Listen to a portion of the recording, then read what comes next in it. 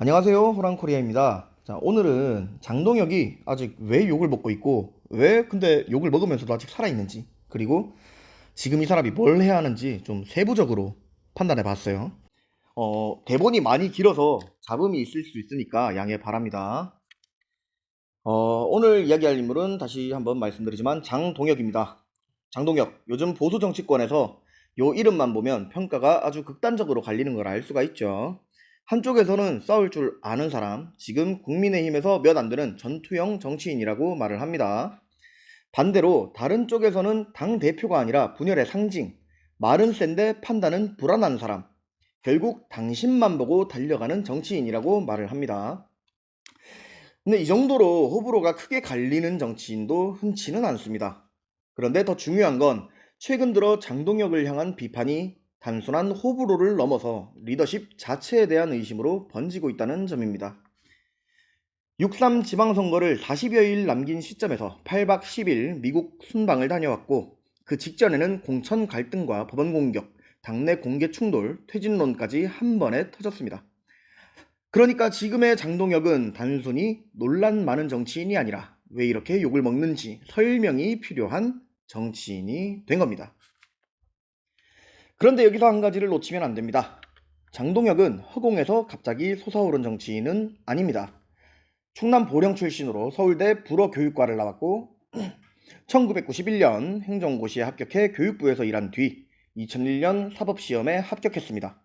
이후 대전, 인천, 서울중앙지법 판사, 국회 파견판사, 광주지법 부장판사를 지냈고 2020년 총선 출마를 위해 판사직을 내려놓았습니다. 전두환 사자 명예훼손 사건 재판을 맡다가 정계로 들어선 이력도 잘 알려져 있죠. 즉, 이 사람은 정치 이전에 이미 행정, 사법, 입법, 언어를 다 이해하는 엘리트형 인물이었다는 겁니다. 그래서 장동혁을 제대로 보려면 단순히 강성 발언 몇 개로 재단하면 안 됩니다. 이 사람은 기본적으로 머리와 제도 감각이 있는 사람입니다. 정치 인물은 처음부터 화려하지 않았습니다. 2020년 대전 유성 갑에서 낙선했고 2022년 대전시장 경선에서도 탈락했습니다. 하지만 같은 해 충남 보령 서천 보궐선거에서 51%를 얻어 국회에 들어왔고 2024년 총선에서는 같은 지역에서 51.5%로 재선에 성공합니다. 즉 장동혁은 정치 초반에 미끄러졌지만 결국 자기 지역 기반과 당내 입지를 동시에 확보해 살아남은 사람입니다. 이 한 번 떨어져도 다시 올라오는 힘은 장동혁 정치의 중요한 바탕입니다. 그리고 진짜 상승은 한동훈 체제와 함께 시작됐습니다. 장동혁은 2023년 말 한동훈 비대위에서 사무총장을 맡으며 주목을 받기 시작했죠. 2024년 7월 전당대회에서는 최고위원 후보 중 최다 득표인 20만 7,163표, 20.61%를 얻어서 수석 최고위원이 됐습니다. 당시 그는 대표적 친한계로 분류가 됐고 한동훈의 런닝메이트이자 핵심 측근으로 불렸습니다. 그런데 2025년 탄핵 정국을 지나면서 그는 친한계 핵심에서 강경 반탄파로 빠르게 이동했고 그 흐름 속에서 2025년 8월 당대표 결선에서 22만 302표 50.27%를 얻으면서 김문수 후보를 2367표 차로 꺾고 국민의힘 대표가 됩니다. 중요한 건 이때도 민심과 당심이 갈렸다는 점입니다. 장동혁은 당원 투표에선 52.88%로 앞섰지만 일반 국민 여론조사에선 39.82%에 그쳐 김문수 후보에게 뒤졌습니다. 이건 장동혁의 강점과 약점을 동시에 압축해서 보여주는 대목이라 할 수 있습니다. 당 안에서는 강하고 바깥으로 나가면 약해진다는 큰 약점과 강점을 보여준 거죠. 자, 그럼 드디어 본론으로 들어가 보겠습니다. 장동혁은 왜 욕을 먹는가? 가장 큰 이유는 지금 이 사람이 보여주는 모습이 강한 리더가 아니라 불안한 강경파로 보이기 때문입니다. 첫 번째 문제는 너무 빠른 노선 변경이 남긴 불신입니다. 장동혁은 분명 한때 친한계 핵심이었습니다. 그런데 윤석열 탄핵 정국을 거치며 강경 반탄파의 얼굴이 됐고 결국 그 노선으로 당권까지 잡는 데 성공합니다. 정치에서는 변화도 필요하고 생존을 위한 선택도 할 수 있습니다. 하지만 변화가 너무 빠르면 사람들은 소신보다 계산을 먼저 떠올립니다. 이 사람은 원래 이런 사람이었나? 아니면 제일 유리한 곳으로 움직이는 박쥐인가? 이 질문이 붙기 시작하면 정치인의 말은 아무리 세도 신뢰를 잃기 쉽습니다. 장동혁은 대표가 되는 데는 성공했지만 그 과정에서 결국 당심을 가장 빨리 읽은 사람 혹은 잃은 사람이라는 인상도 함께 가지게 되었습니다. 두 번째는 오찬 불참 사태입니다. 2월 12일 장동혁은 이재명 대통령과의 청와대 오찬 회동을 앞두고 당일 아침까지 민심을 생생하게 전달하겠다고 말했지만 최고위원회의에서 참석 재고 요구가 이어지자 결국 회동을 1시간 남겨둔 채 불참을 통보하게 됩니다. 본인은 여당의 사법 개편 강행을 문제 삼으며 한 손으로는 칼을 숨기고 한 손으로는 악수를 청하겠다고 했지만 바깥에서 본 그림은 좋지는 않았습니다. 지도부 압박이 들어오자 대표가 막판에 말을 바꿨고 결국 협치의 자리가 날아갔기 때문입니다. 이 장면은 장동혁이 세게 말하는 사람인 건 맞지만 그 강함이 자기 확신의 강함인지 지지층 압박에 밀린 강함인지 헷갈리게 만들기 좋은 그림이었습니다. 세 번째는 공천 파동과 리더십 시험 실패입니다. 4월 초 국민의힘 내부에서는 지방선거 공천을 둘러싼 반발이 공개적으로 터져나왔습니다. 특히 주호영이 공개적으로 장동혁 퇴진을 요구했고 한겨레는 장동혁이 공천 후 폭풍과 어정쩡한 전륜 행보 때문에 당의 짐이 되는 역설적 상황에 놓였다고 보도했습니다. 인천 최고위에서는 윤상현이 민심은 빙하기 상태라고 면전에서 비판을 해버렸고 장동혁은 귀한 시간을 당내 얘기로 보내기엔 아깝다고 받아쳤습니다. 이건 그냥 불화가 아닙니다. 대표가 선거를 앞두고 내부를 통제하지 못하고 있다는 신호였던 거죠. 선거를 앞둔 당대표가 해야 할 일은 잡음을 죽이는 것인데 당시 장동혁 주변에서는 잡음이 계속 커져만 갔습니다. 네 번째는 법원 공격이 역풍으로 돌아오는 일입니다. 장동혁은 충북지사 공천 배제 효력 정지 가처분 등을 인용한 서울 남부지법을 향해 골라먹기 배당이라고 비판했습니다. 그런데 서울 남부지법은 곧바로 사건 배당은 원칙에 따라 이루어진다며 명백한 허위 사실이라고 반박했습니다. 이 장면이 장동혁에게 유독 아프게 다가오는 이유가 뭘까요? 그건 바로 장동혁이 판사 출신이기 때문입니다. 법원 시스템을 누구보다 잘 아는 인물이 정치적으로 급해졌다는 이유로 사법부를 공격했다가 바로 되받아쳐진 셈이니까요. 여기서 많은 사람들은 장동혁에게 법조 엘리트의 품격보단 정치적인 조급함을 먼저 봤습니다. 다섯 번째는 최근 가장 크게 욕을 먹는 방미 논란입니다. 장동혁은 4월 20일 8박 10일의 미국 방문을 마치고 돌아와 지방선거를 위해 방미했다. 미국 공화당 핵심 인사들과 실질적인 핫라인을 구축했다고 설명했습니다. 하지만 구체적으로 누구를 만났는지는 비공개 전제라며 끝내 밝히지 않았습니다. 바로 여기서 문제가 커졌습니다. 야당 대표가 선거 40여일을 앞두고 당을 오래 비우면서까지 미국에 갔는데 돌아와서 설명한 성과가 너무 추상적이었던 겁니다. 외교는 원래 추상적일 수 있습니다. 그런데 지금 장동혁은 대통령도 아니고 정부 수반도 아닙니다. 지방선거 직전에 제1야당 대표일 뿐입니다. 사람들은 지금 당을 수습해야 할 사람이 왜 8박 10일씩이나 자리를 비웠냐며 먼저 묻게 되겠죠. 결국 방미 자체보다 그 시점에 그 정도로 오래 비웠으면서도 설득력 있는 결과를 보여주지 못한 것이 문제가 되는 겁니다. 게다가 이 방미는 이미지적으로도 손해를 많이 봤습니다. 방미 일정 사진이 일부 비공식 경로로 돌면서 성과보다 사진이 먼저 남았다는 비판이 붙었고 한겨레와 다른 매체들에서는 차관보 뒷모습 수준의 상징만 남았다는 식의 조롱이 나왔습니다. 장동혁 본인도 공식적으로 공개하지 않은 사진 한 장이 방미 성과 전체를 덮어버리는 일은 없었으면 좋겠다고 말했지만 정치에서 사진은 그냥 사진이 아닙니다. 특히 성과 설명이 빈약할수록 사진은 더 상징이 됩니다. 그래서 이번 방미는 외교 카드가 아니라 오히려 정치적 감각 부족의 상징 장면으로 소비돼 버렸죠. 그리고 더 안 좋은 건 귀국 직후에도 당을 넓게 수습하는 모습보다 친한계 문제를 다시 건드리는 모습이 먼저 비춰졌다는 것입니다. 한겨레와 동아일보 보도에 따르면 장동혁은 귀국 직후 한동훈 지원 문제를 두고 진종호에 대한 진상조사를 지시했습니다. 방미 직후 첫 인상이 당을 정비한다가 아니라 또 내부부터 치는구나로 남으면 중도층은 더 멀어질 수밖에 없습니다. 지금 국민의힘이 외부와 싸우는 당인지 내부와 싸우는 당인지 헷갈리게 만들면 결국 손해는 대표가 제일 크게 맞게 될 겁니다. 여기에 장동혁은 판사 시절의 광주 법조비리 관련 의혹 제소안이라는 부담까지 안고 있습니다. 대법원은 2025년 재판장과의 친분을 내세워 보석 허가 명목으로 뒷돈을 받은 판사 출신 변호사들에게 유죄를 확정했습니다. 다만 공개보도 기준으로 장동혁 본인은 금품 수수 정황이 확인되지 않아 기소되지 않았고 그는 금품을 받은 적이 없고 보석은 원칙대로 처리했다라는 입장을 밝힌 바가 있습니다. 이 사안은 장동혁 본인의 유죄 확정 사건은 아닙니다. 하지만 정치에서는 법적으로 처벌받지 않았다고 해서 정치적으로 무풍지대가 되는 건 아니죠. 특히 법조인 출신 정치인에게 이런 의혹은 꽤 오래 따라붙게 됩니다. 그런데 여기서 끝내게 되면 반쪽짜리입니다. 장동혁은 어떤 좋은 점을 보여줬는가? 그것도 짚고 넘어가야겠죠. 첫 번째는 인정하기 싫어도 정치적인 생존력이라 볼 수 있습니다.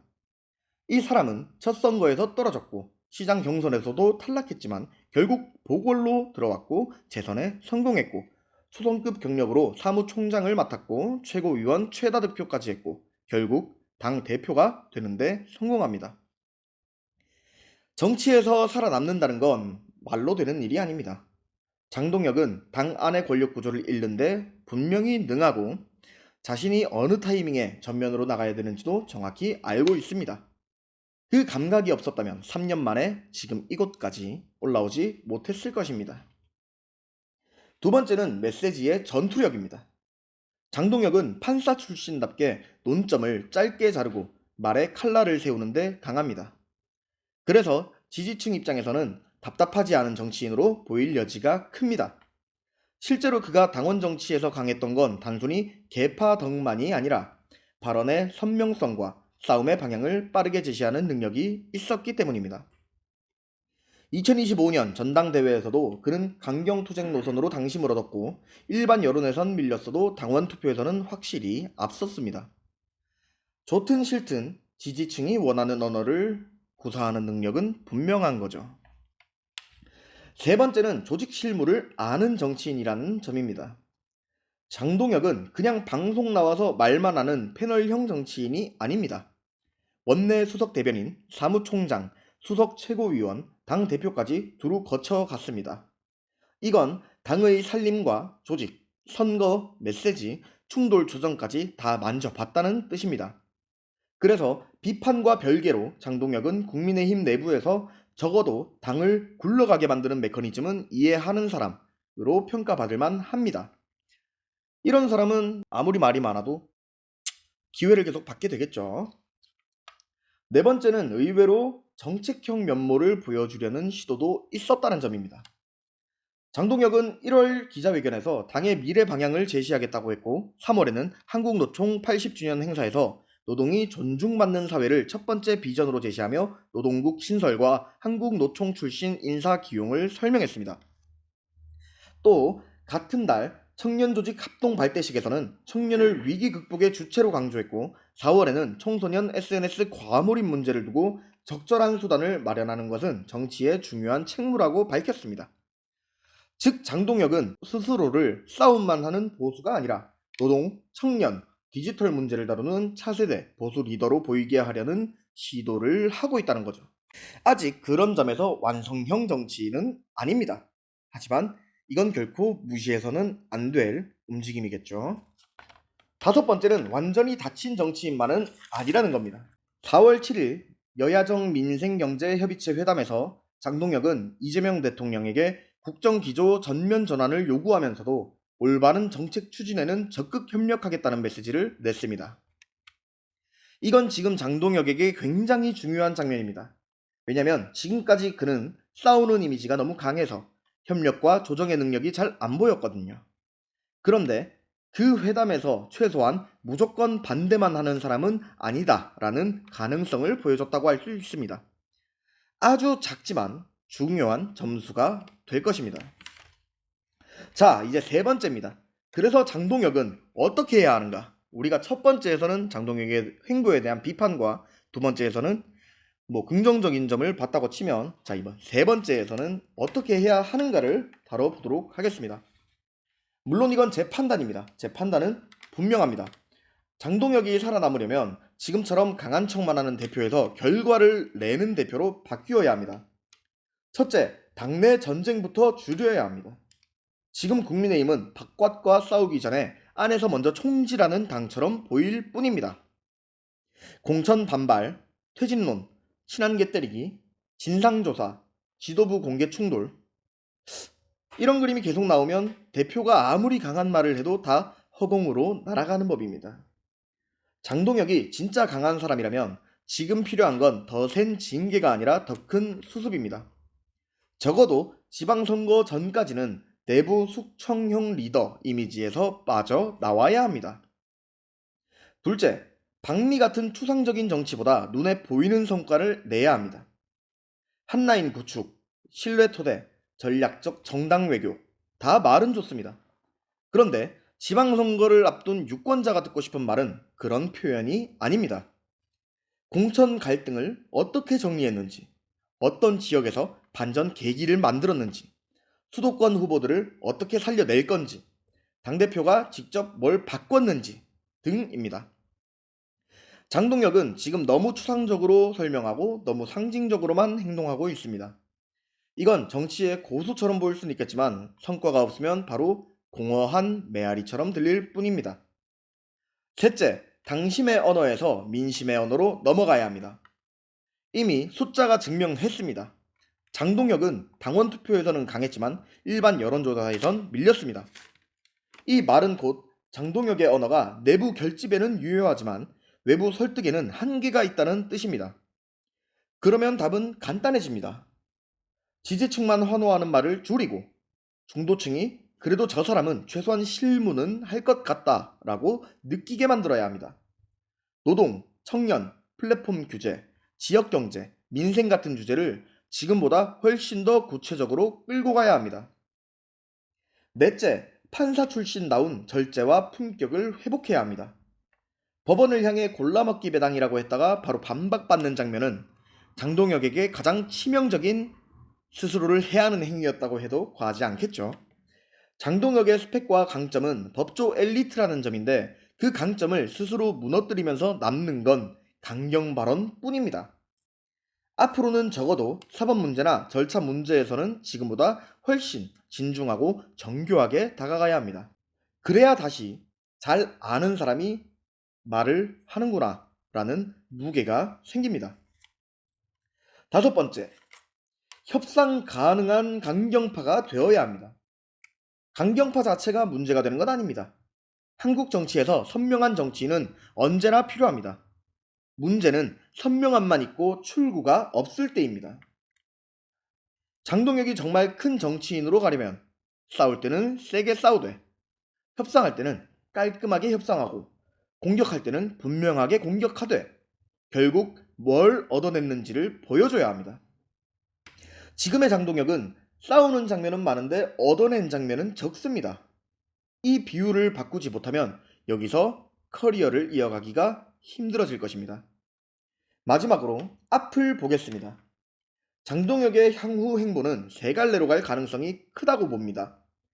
하나, 지방선거를 예상보다 잘 버텨서 논란은 있었지만 결과는 낸 대표라는 타이틀을 가지게 되는 경우입니다. 이 경우 장동혁은 지금의 많은 비판을 상당 부분 상쇄할 수 있게 됩니다. 보수 진영은 결국 선거 결과로 리더를 다시 평가하는 경향이 강하기 때문입니다.